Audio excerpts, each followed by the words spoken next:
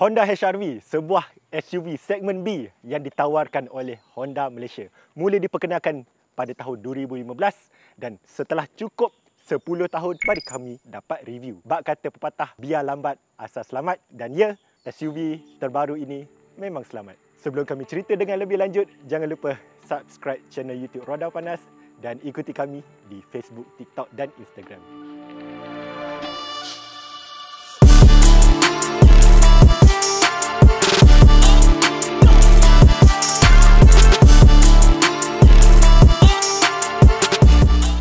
Untuk video kali ini, kami akan review HR-V tapi versi RS.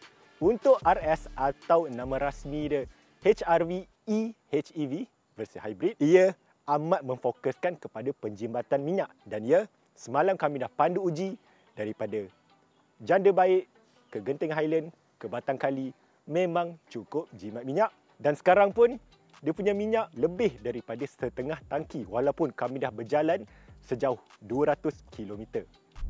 Di bawah hood, HR-V ini hadir dengan dua train kuasa iaitu enjin petrol 1.5 liter dengan dua motor elektrik. Gabungan kedua-duanya menghasilkan sekitar 130 horsepower dengan 253 Nm torque. Top speed dia lebih kurang 170 km sejam. Untuk layang corner, untuk daki bukit memang tiada masalah menggunakan hybrid ni sebab torque dia tinggi. Untuk reka bentuk memang berubah secara keseluruhan berbanding model yang lama. Kita boleh nampak versi facelift ini segalanya lebih nipis. Bahagian hadapan ini nipis, lampu belakang juga nipis. Malah bumbung juga turut direndahkan, menjadikan ia lebih stabil ketika kelajuan tinggi. Walaupun bumbung dia rendah, masih tidak mengorbankan ruang kepala pada bahagian pemandu dan juga penumpang. Yang sama untuk model sebelum ni dan model masa kini adalah rekaan pintu belakang. Latchnya masih di sini, menjadikan visual dua buah pintu bagi SUV segmen B ini. Beralih pula ke bahagian tayar. Tayar menggunakan 225/80 dengan rim bersaiz 18 inci. Namun untuk 18 inci ni khas untuk versi RS. Untuk suspension ataupun dari segi keselesaan dia, memang diyakini walaupun kita ambil high speed cornering, dia punya suspension amat tegap, tidak membuai dan kita lebih yakin untuk kekal di lorong kita walaupun pada kelajuan 80 km sejam. Selain itu, untuk bahagian keselamatan, Honda hadirkan dengan Honda Sensing, iaitu sebuah perincian yang mereka terapkan bagi kesemua model Honda, bukan sahaja HR-V, malah City Hatchback, CR-V dan sebagainya. Apa yang ia lakukan adalah mereka memberi amaran kepada pemandu menggunakan sistem sonar dan juga wide angle camera. Perincian ini termasuklah hill assist, lane departure warning, lane mitigation system dan juga pelbagai lagi perincian keselamatan yang membantu anda ketika pemanduan dan juga ketika anda nak parking kereta.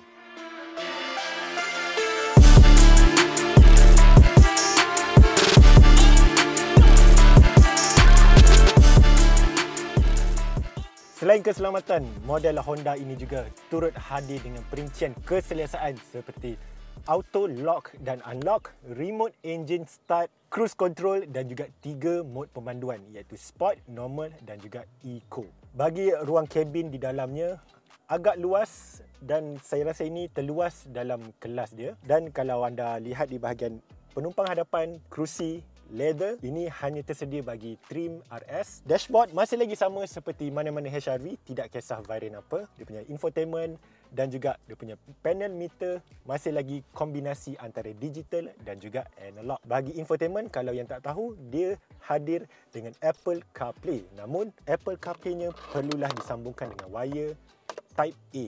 Untuk bahagian tengah ini, aircon kita akan dapat 2 auto sync. Bermakna ini hanya tersedia bagi varian RS di mana kita boleh auto rendah dan tinggikan suhu. Gear macam biasa. Kita akan menerima electric parking brake. Driving mode tadi saya sudah sebutkan ada 3 dan juga brake hold.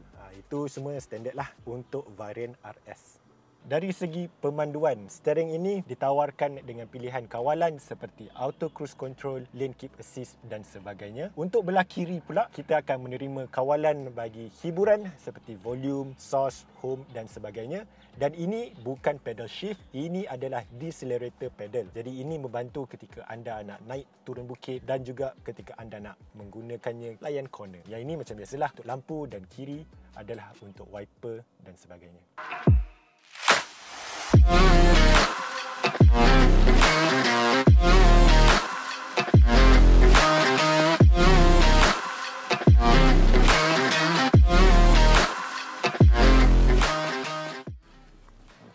Bagi tempat duduk belakang, ini saya dah setting untuk orang dewasa duduk, jadi anda boleh lihat ruang kaki luas, ruang kepala semestinya walaupun bumbung dia agak menurun di bahagian belakang. Dan yang paling menariknya, untuk bahagian dalam belakang ini, kalau kita nak lipat kerusi amat mudah, tak saja ni. Jadi ini sangat sesuai ketika anda nak membeli barangan yang tinggi seperti pokok, almari dan sebagainya. Dan juga bahagian belakang hadir dengan aircon vent. Jadi corong ni amat mudah untuk dikawal, tiada apa yang complicated, serta mereka ada juga cup holder. Untuk kapasiti kargo belakang, jika tidak kita turunkan seat penumpang belakang, kita akan dapat keluasan sekitar 304 liter. Namun kalau kita turunkan seat belakang ini, kita akan menerima kapasiti seluas 1274 liter. Amat sesuai kalau kita jenis seorang yang suka berbasikal, suka piknik dan juga suka balik kampung dan bawa barang yang banyak. Sebelum kita akhiri video review pada kali ini, kalau anda rasa video ini bermanfaat untuk anda, jangan lupa subscribe dan juga kongsikan video ini kepada orang rumah anda ataupun jiran tetangga yang sedang mencari kenderaan SUV keluarga kecil mampu milik. Cakap pasal mampu milik, untuk versi RS Hybrid ini berharga sekitar RM141,900. Kalau anda rasa itu tidak kena dengan bajet anda, varian paling asas iaitu paling bawah adalah sekitar RM115,900. Bagi kami itu cukup berbaloi memandangkan ini adalah kereta keluarga. Warna yang ditawarkan ada 6, warna hitam, putih, kelabu, silver, merah dan yang paling terbaru adalah Stella Diamond Pearl. Iaitu dia putih tapi tak putih sangat. Begitulah warna dia itu. Baiklah, itu saja untuk review pada kali ini. Jangan lupa subscribe dan juga ikuti kami di semua social media. Jumpa lagi di video akan datang. Bye-bye.